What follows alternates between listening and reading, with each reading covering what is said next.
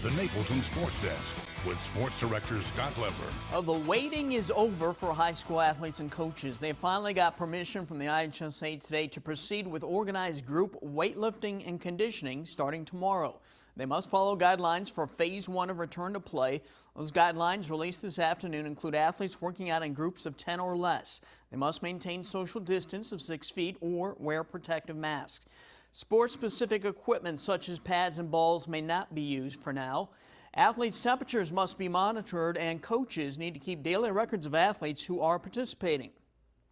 Longtime Stillman Valley football coach Mike Lalor shared his initial reaction to the IHSA's guidelines in a phone interview with me this afternoon.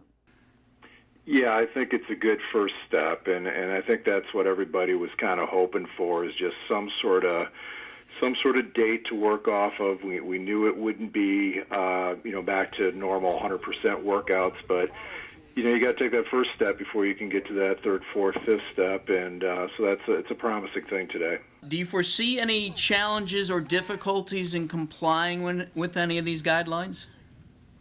I personally think the big thing, and talking with other coaches too, is just to take our time here and make sure that we've got our plan down, and you got a real set protocol about how you're going to do it, and give yourself a couple of days to really let it sink in, because this is just so different than anything we've ever done before. So I think it can be done. It's just that we're all going to have to kind of slow things down a little bit, and maybe even the pace of a workout's got to slow down so we remember to do everything, because we've got to keep everybody's safety as the number one priority in their health here. Phase 1 is strictly conditioning and weightlifting. No specific football drills are allowed. We're in the month of June here. Is that typically what your guys would be doing anyway, is focused on conditioning, or are your players missing out on some valuable football drills and repetitions here?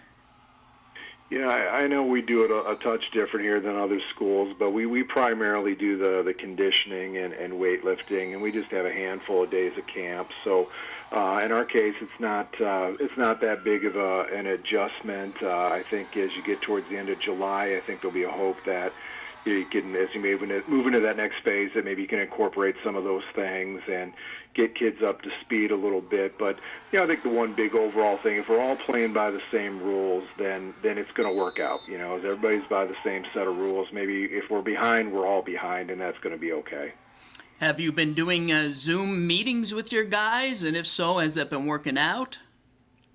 We did a little bit early. We had a meeting, and then we've been sending out some stuff via email and trying to keep in contact there. And honestly, we're down here. We're just such a small little town. I see the kids here and there. They've stopped by once in a while, and we keep our distancing and stuff. So we're able to keep in decent touch there. But the one thing I found through all of it, and I think most people agree, is that there's still no substitute to face-to-face contact, and I think that's what, even at a distance, we're looking forward to here.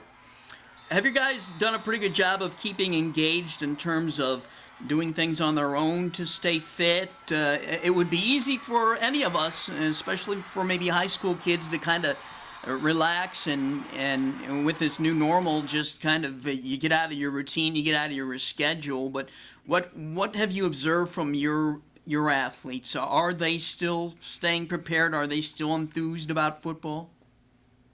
Yeah, I think a lot of them are, if not most. And I think what was kind of interesting, I've gotten this back through several players, is that they've kind of video gamed themselves out and binge watched themselves out, and they really just sort of looking forward to getting outside and exercising like they've been doing on their own, and running and those types of things. That this has been going on for a long time, and maybe it was a great reality check of just how special getting to compete and getting to be physically active is, as they had all the time in the world to do those other things, and that really isn't what they want to be doing here at all. So I think they're looking forward to getting going, and from what I know so far, they've done a nice job of monitoring themselves, trying to stay in shape.